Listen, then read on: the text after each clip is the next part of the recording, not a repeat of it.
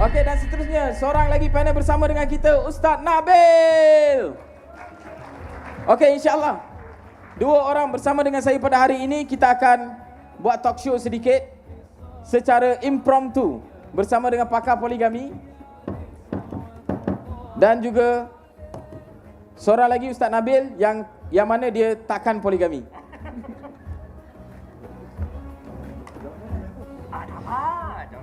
Okey. InsyaAllah sebelum kita mulakan, Sifu Nasir, boleh tak Sifu Nasir perkenalkan diri sedikit dan mungkin boleh buat sedikit penjelasan kenapa Sifu Nasir digelarkan sebagai pakar poligami Malaysia? Ya, saya apa anda tengok apabila anda tengok gambar di belakang? Monogami. Seorang lelaki, seorang wanita. Mengapa kita wajibkah Zamri kita stick dengan gambar stereotip macam tu? Kalau bayangkan pemimpin negara kita seorang lelaki, 4 perempuan, pemimpin negara, prime minister apa akan jadi? Dia akan jadi busy. Tak boleh buat kerja negara. Dia busy balik rumah mana satu. Okey, macam mana kalau akan kata dia busy, asyik melayan perempuan, you ingat perempuan nak dilayan ke?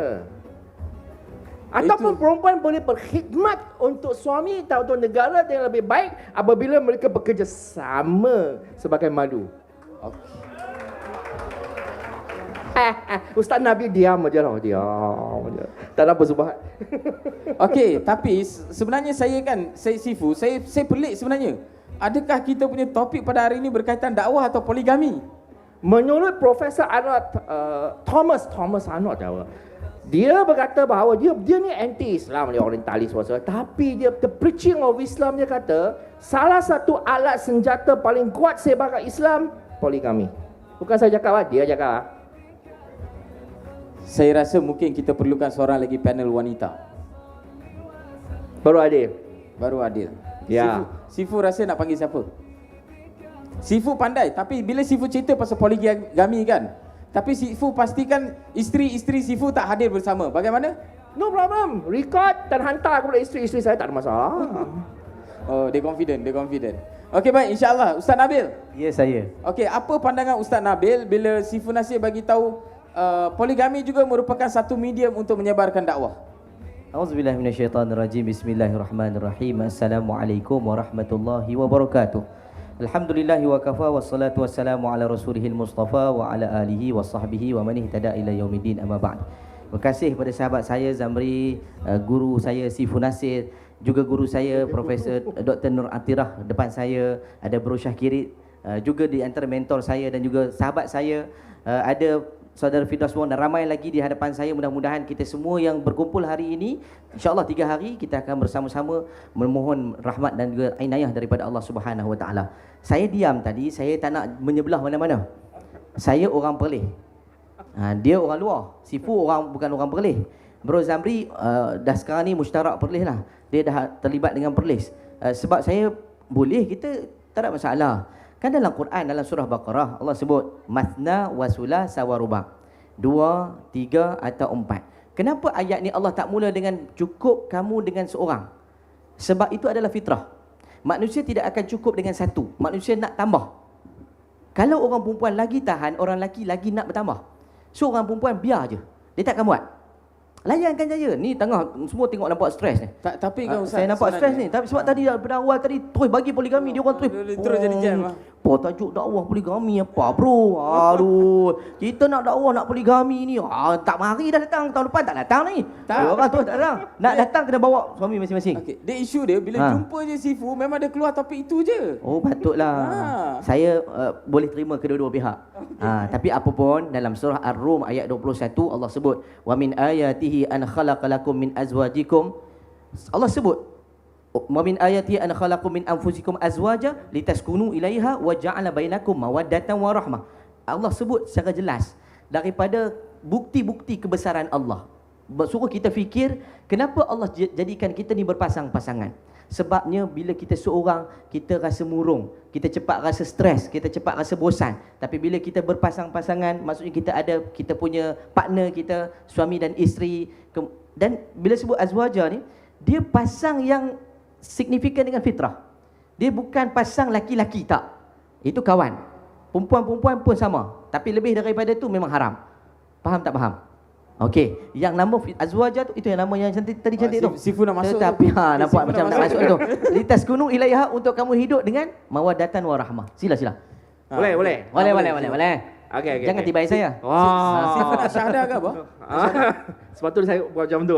Sebenarnya bagi saya pengalaman peribadi lah, tak semestinya sama dengan pengalaman peribadi. Saya honestly, saya gagal dalam monogami. Perkahwinan pertama saya gagal, monogami, 10 tahun. Perkahwinan kedua gagal, 5 tahun, monogami. Kemudian, poligami berjaya, Alhamdulillah. Saya tak pandai monogami. Saya tak mampu nak berlaku adil dalam monogami.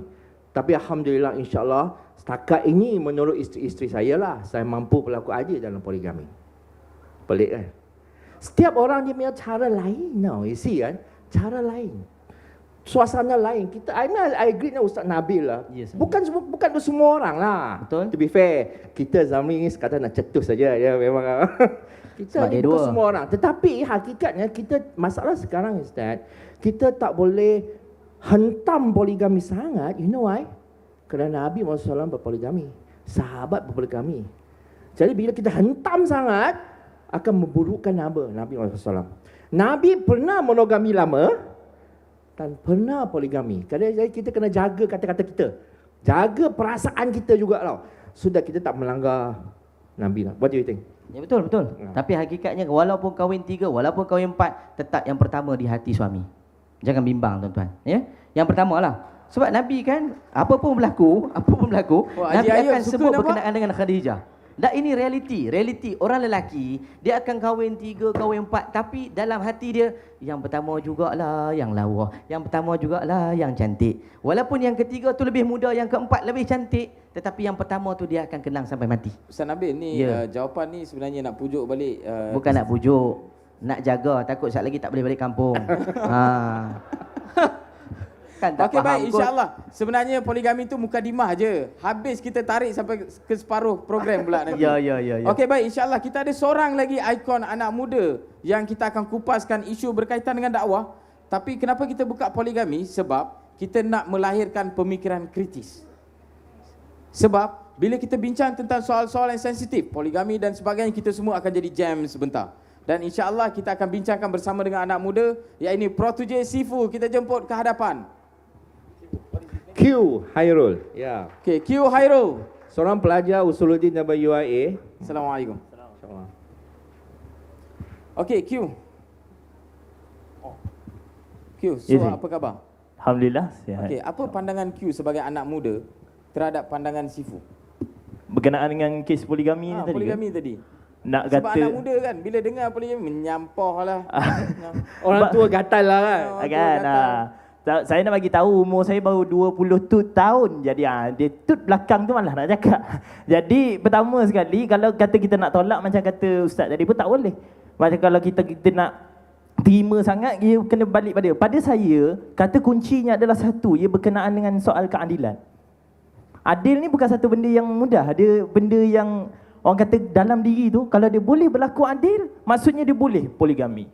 Jangan cerita Nabi lah. Nabi tu dah memang orang kata kekasih Allah. Dia tu dah diberi dengan segala sifat, dengan segala kelebihan yang diberi oleh Allah SWT. Dia dah ada kelebihan poligami pada dia, tak ada apa-apa masalah. Tapi kalau kata macam saya ni contohlah, kan? Dah kahwin ke belum? Memang tak lah. Okey, diam. Jadi saya bukan cakap tu saja. Habis mudah. The key thing adalah soal keadilan. Kalau anda boleh berlaku adil, itu sebab disebut dalam Quran. Kes saya lain sikit. Saya lebih jauh hujah saya ialah saya rasa lelaki tak mampu berlaku adil dalam poligami. You know why? Why? Kerana budaya tak memperkasakan lelaki. Kita kena ubah sistem budaya kita, sistem pendidikan kita supaya lelaki dimampukan untuk poligami. Boleh dididik lah benda ini, boleh didik. Mula-mula seseorang boleh didik jadi computer scientist, seorang boleh didik jadi ulama kan. Seorang boleh didik untuk menjadi transgender. Kalau orang transgender tak malu nak memperjuangkan gay pride, dia homosexuality, mengapa kita malu nak sokong poligami? Dia masalah utama dia sebenarnya. Dia orang dah betul tu. Betul lah. Sifu saya ada detect seorang tau. Yang dia sangat happy bila Sifu kata, "Oh, tepuk main kuat tu." Kat tengah. Kat tengah tu. Ha. Oh, tengok dia dah sorok sikit. Isteri Okey, kat baik. belakang. Tapi Sifu, Dia sebenarnya bila disebut tadi, saya sebenarnya ini isunya betul lah macam Sifu kata tadi. Sebenarnya kita satunya ialah kita tidak boleh kita tidak dapat menjadi seperti baginda Rasul SAW. Nabi sebut, cuba bayangkan banyak hadis Nabi mulakan dengan khairukum. Khair ni adalah satu tasjid, satu kalam semangat, satu kalam motivasi yang Nabi sebut bukan hanya baik. Khairukum li ahli. Sebaik-baik di kalangan kamu. Sebab kamu dah baik dah, tapi yang terbaik di kalangan kamu, kata Nabi, khairukum li ahli. Adalah orang yang terbaik di kalangan ahli keluarga. Bila dia tak ada, orang akan rindu. Bila dia ada, orang akan sayang. Bila dia hilang daripada pandangan mata, terus orang akan buat miss call. Kita keluar daripada rumah, bini kita tinggal di rumah. Sipu ada mesej? Sekarang ada? Contoh. Itu nak tunjuk bahawa kita nak jadi yang terbaik, biar kita tackle orang yang paling dekat. Sebab Nabi sebut, wa ana khairukum li ahli wa ana khairukum li ahli. Dan akulah di antara yang terbaik di kalangan ahli keluarga. Nabi tunjuk contoh sebab bila di rumah, Nabi jadi lebih baik daripada wanita. Nabi duduk di rumah, Nabi jadi baik lebih daripada isteri dia. Nabi di luar, Nabi jadi lebih baik daripada isteri suami-suami lain. Ini yang nak ditunjukkan bahawa kita dekat luar bercakap gedegung-gedegang. Maaf sebutlah kan, kita ni orang lelaki, kita kena poligami. Balik rumah poligam, gam. Terus tak boleh pergi mana. Gam uhu ke gam apa tak tahu. Itulah kita, maksudnya kita tak boleh jadi baik sebab kita tak pernah tunjuk contoh. Biar kita jadi orang yang terbaik dengan keikhlasan. Tambah-tambah kita semua sebagai seorang pendakwah di lokasi masing-masing, di tempat kita masing-masing, biar kita hilang daripada pandangan mata, orang akan sebut, manalah Ustaz Ayub, rindu kat Ustaz Ayub. Lamalah Ustaz Ayub tak balik sebagai contoh. Mana Dr. Atirah lah, lama tak jumpa sebagai contoh, rindu kepada guru kita. Kalau orang kata, biar dia tak ada pun tak apa, mendadak menyampah. Jadi maksudnya kehadiran kita orang tak suka. Biar kita jadi, orang kata seperti gula, walaupun kecil, tetap dihurung semut-semut yang datang. Jadi macam lelaki yang baik, tak payah cari wanita. Duduk sini insya-Allah datang 3-4 kuntum bunga. Faham tak faham? Oceh. Sudah semangat Ustaz Nabil. Okey, Sifu, tapi cuma saya ada satu soalan kepada Sifu. Adakah hanya poligami saja cara dakwah terbaik? Sedangkan ada banyak lagi cara boleh buat dakwah. Kenapa mesti nak konon mesti mau poligami baru boleh dakwah? You know, bla bla bla. Banyak cara dakwah, banyak what they call sunnah Nabi. Mengapa tidak ini? Macam isu sekarang is that it's not polygamy actually tau. Isu sekarang is not polygamy. Isu serius sekarang yang melanda dunia ialah gender identity. Apa dalam bahasa Melayu? Identity, kesetaraan janda tau. Jantina problem. No. Orang memperjuangkan gay pride. You know, gay pride. Dia satu istilah yang berlega-lega adalah homosexuality. Jadi kita sekarang nampak lelaki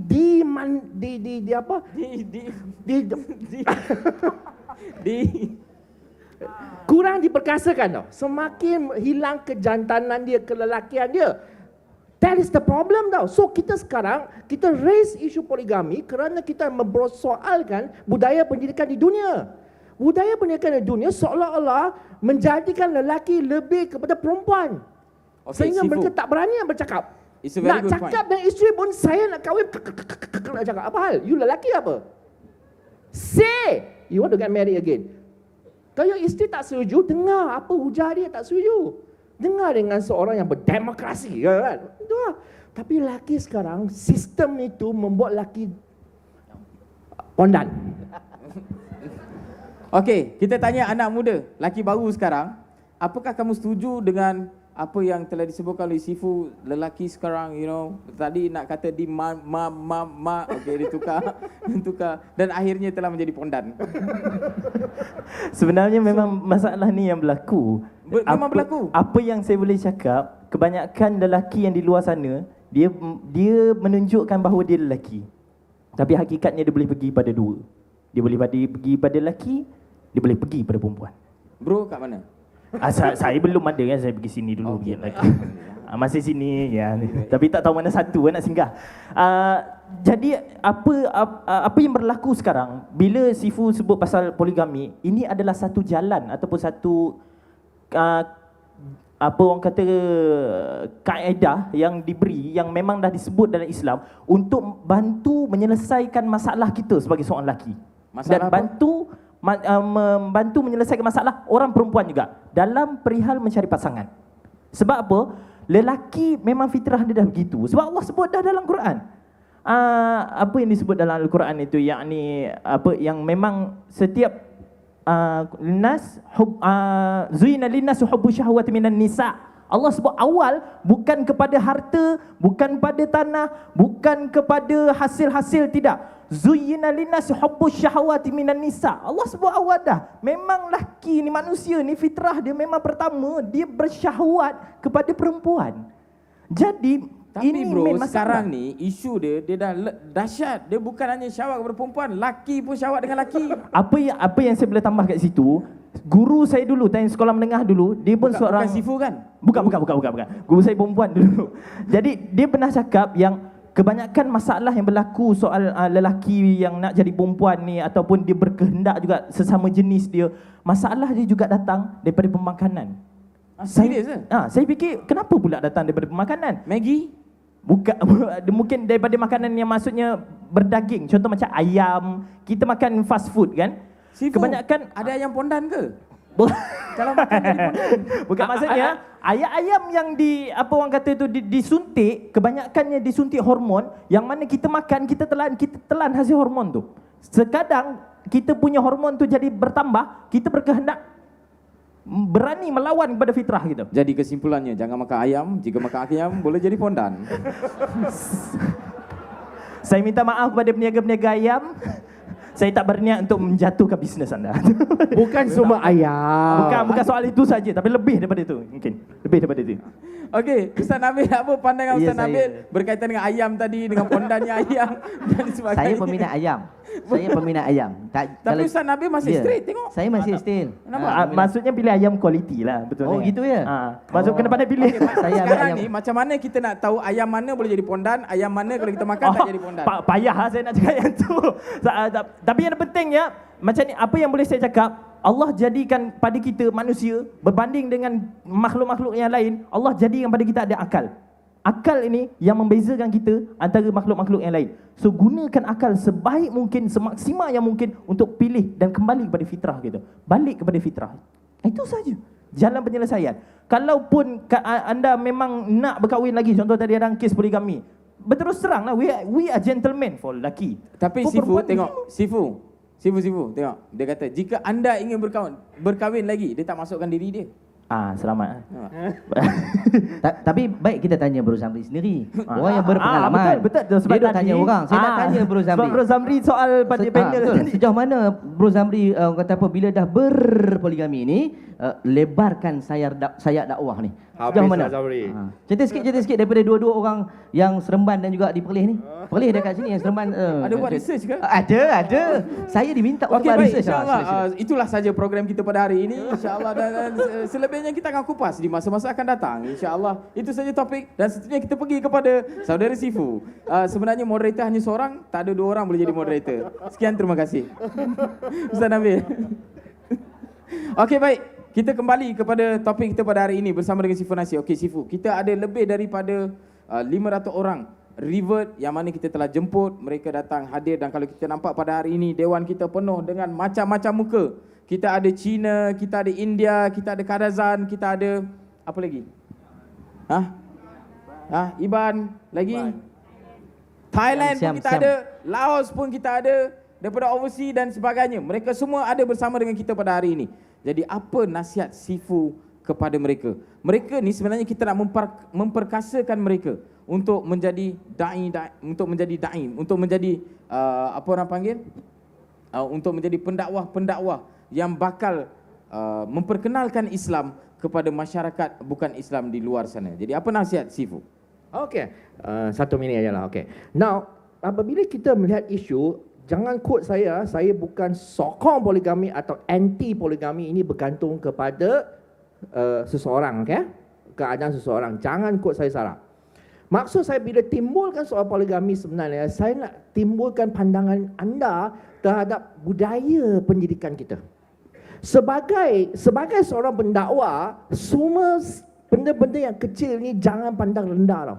Poligami leceh, letak kat tepi. No. Mungkin dia satu indikator bahawa ada masalah pada budaya pendidikan kita, ibu bapa, media, sekolah, universiti, pendidikan in term makna yang lebih luas lah, yang menghasilkan golongan yang keterlaluan jantina ini.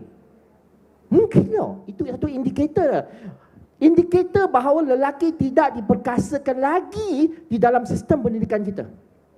Maka sistem kita kena muhasabah diri balik. Ibu apa kena muhasabah diri balik. Sebagai lelaki dengan cakap dengan lelaki, perempuan cakap lelaki, perempuan, kita kena cek balik. Mungkinkah yang mempondankan lelaki bukan ayam tapi adalah pendidikan, pendidikan di masjid, pendidikan di media, social, universiti, sekolah, ibu bapa. Mungkin itu perlu further. So, sebagai pendakwa, kamu kena melihat satu isu pada konteks yang lebih luas. Ya. Okey, baik, insya-Allah. Terima kasih, berikan tepukan kepada si Funasi. Okey, seterusnya kita nak tanya dengan Ustaz Nabil pula. Okey, Ya, apa Ustaz Nabil ni kalau tuan-tuan tengok, nampak dia macam orang apa? Nampak dia macam orang apa? Thailand. Siam. Sawadee. Okey, Ustaz Nabil ni orang Melayu. Asal Okey. usul saya adalah Thailand. Oh ya? Ha. Belah mana Ustaz? Tok saya, nenek moyang saya. Okey, baik. Belah Cenak.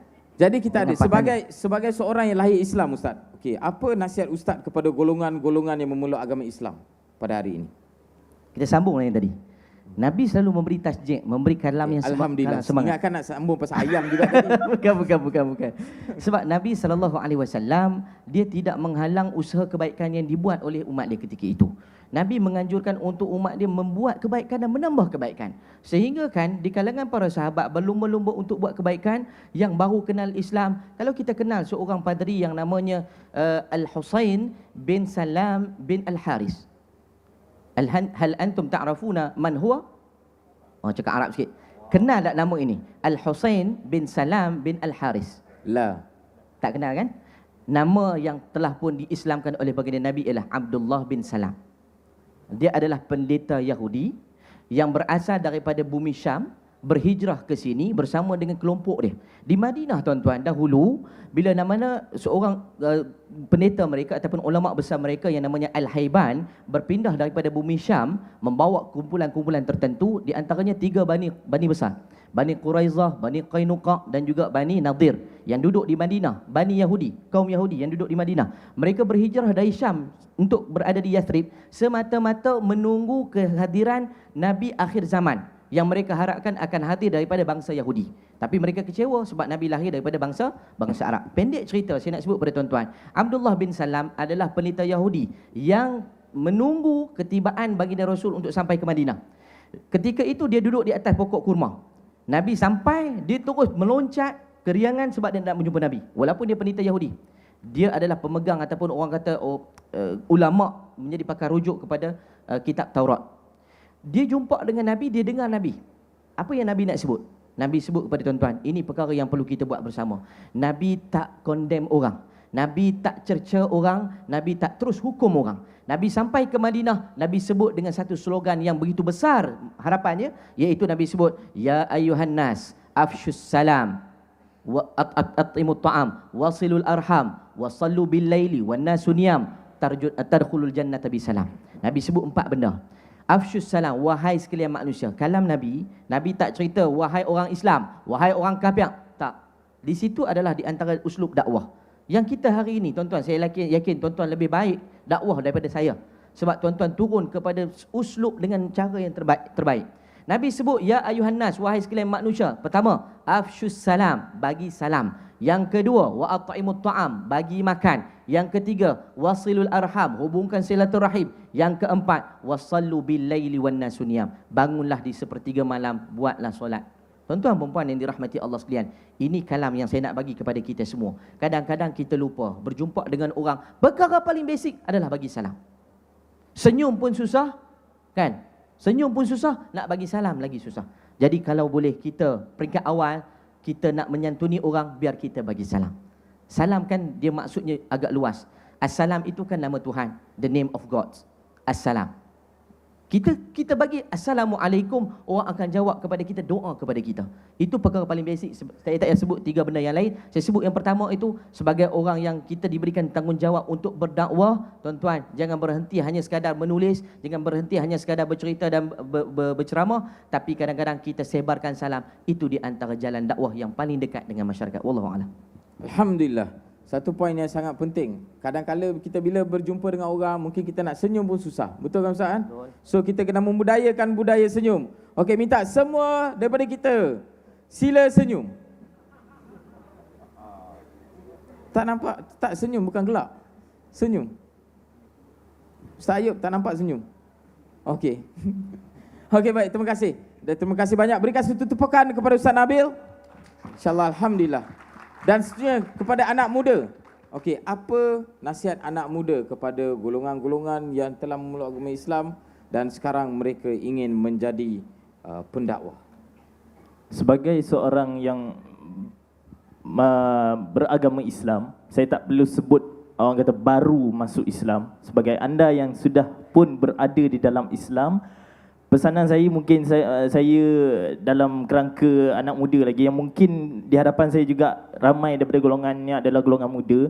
Saya sarankan kepada semua agar cuba ada di dalam diri kita tu ada satu ikon ataupun satu idola kita yang boleh kita jadikan dia sebagai batu loncatan untuk kita lebih mengenali Islam dan lebih ingin mencari ke arah kebenaran, yakni Allah Subhanahu Wa Taala.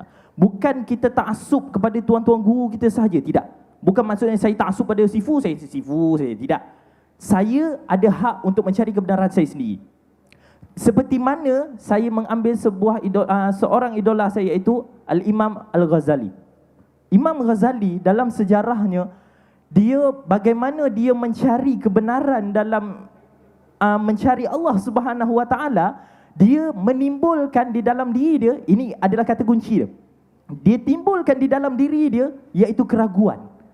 Dia ragu-ragu, dia sentiasa ragu-ragu. Bila dengan keraguan itu sendiri, dia mencari dan terus mencari dengan ilmu, yakni sumber ilmu utama yang dah disebut oleh Nabi SAW, iaitu Al-Quran dan As-Sunnah, dengan lagi pencarian oleh Imam Al-Ghazali, sehinggalah dia berjaya membuang keraguan sehingga tidak ada lagi hujah. Orang kata tak ada lagi dah hujah, kita nak persoal apa lagi yang berkenaan ini, tak ada lagi dah persoalan. Barulah itu kebenaran yang hakiki. Itu yang perlu ada pada kita kesemuanya. Dan khusus pada ibu ayah ataupun abang kakak yang berada di hadapan saya, kita perlu ada di dalam diri kita dahulu kefahaman yang sebenar, konsep berkenaan dengan Islam yang hakiki. Bukan setakat kita masuk Islam, saya masuk Islam sebab jiran saya masuk, so saya pun masuk. Jangan. Bila kita dimasuk secara paksaan, itu sebab disebut di dalam Al-Quran, la ikraha fiddin. Allah tak letak paksaan langsung, melainkan kita sendiri mencari kebenaran. Cari Allah Subhanahu Wa Taala. Sebab kalau saya boleh ambil kalam daripada seorang tokoh, iaitu Buya Hamka, dia pernah berkata, Imam Kenali, Tok Kenali. Pernah dengar nama? Tok Kenali. Tok Kenali pernah cakap dulu, kenali dirimu rata-rata. Nescaya kamu kenali Allah yang Maha Nyata. Kata dia pendek saja. Kenali dirimu rata-rata. Maksud kenal diri kita daripada hujung rambut sampai hujung kaki. Sebab bila mana kita merasa diri kita sakit, kita akan rasakan bahawa kita hilang nikmat yang Allah SWT bagi. Bukannya kita memang tahu Allah tu ada, tidak. Tapi kita tiba-tiba sakit, kita rasa macam, kenapa I mesti sakit? Semalam I sihat, I boleh pergi kerja, kenapa hari ni I sakit? Maksudnya mesti ada pemilik kepada sakit. Siapa pemilik kepada sakit? Bila ada pemilik, maksudnya kita boleh mohon dengan dia untuk buang kesakitan kita, kembalikan balik kesihatan. Jadi siapa dia? Iaitu Allah Subhanahu Wa Taala. Bila kita mengenali Allah Subhanahu Wa Taala dengan lebih dekat, bila kita terus mendalami ilmu, itu sebab penguasaan ilmu, macam saya sebut pagi tadi, penguasaan ilmu adalah sangat penting. Walaupun kita umat Islam yang paling banyak di atas muka bumi sekarang, iaitu 2 bilion, nak dibandingkan dengan Yahudi baru 15 juta, kita kurang intelektual. Kita kurang daya pemikiran. Masalah kita di situ. Kita tak mampu kembangkan dan kita tak mampu memperkuat Islam sehingga ke Yahudi berani untuk menjatuhkan Islam hanyalah kerana diri kita sendiri. Itu sebab di akhir zaman nanti akan cerita panjang sangat kan, jadi forum pula. Jadi the thing is adalah pesanan saya pada semua, permantapkan ilmu dalam diri kita. Teruskan pengajian Al-Quran. Bagi mereka yang tak tahu, terus belajar. Kenallah alif bata walaupun umur dah 40, 50. Jangan malu, buang perasaan malu. Saya mengajar Al-Quran dah 7 tahun. Saya tahu umur paling tua 62 tahun saya pernah ajar. Dah tua dah saya ajar. Tak ada masalah, dia buang malu. Walaupun saya pangkat cucu, saya tak kira. Saya nak pastikan dia boleh baca Quran. Di bawah tempoh 24 jam saya naikkan dia Quran. The thing is, terus mencari ilmu, kenali Allah Subhanahu Wa Taala cukup-cukup, teruskan berguru dan pastikan kita mendapat kefahaman yang sebenar-benarnya dan gerak kerja, teruskan berdakwah kepada seluruh masyarakat yang berada di atas muka bumi dan maupun di sekitar kita yang terutamanya. Wallahu taala alam. Okey, baik, insya-Allah. Terima kasih banyak kepada saudara Q. Okey, satu poin yang beliau beritahu tentang mencari ilmu. Saya rasa ini poin yang sangat penting, bukan hanya kepada kita golongan yang memeluk agama Islam, bukan hanya kepada golongan saudara baru, tetapi kepada semua manusia. Proses menuntut ilmu ini tidak akan habis sehingga kita mati. InsyaAllah, dengan itu saya akhiri talk show kita pada hari ini. InsyaAllah, terima kasih banyak kepada Sifu, terima kasih banyak kepada Ustaz Nabil, dan juga terima kasih banyak kepada Brother Q. InsyaAllah, berikan satu tepukan gemuruh kepada mereka. Okey. So Sifu, tunggu apa lagi? Ustaz Nabil, tunggu apa lagi? Okey, insyaAllah. Terima kasih banyak. Dan seterusnya kita akan ada forum bersama dengan penceramah-penceramah hebat. Selepas daripada ini, saya ingin menjemput Brother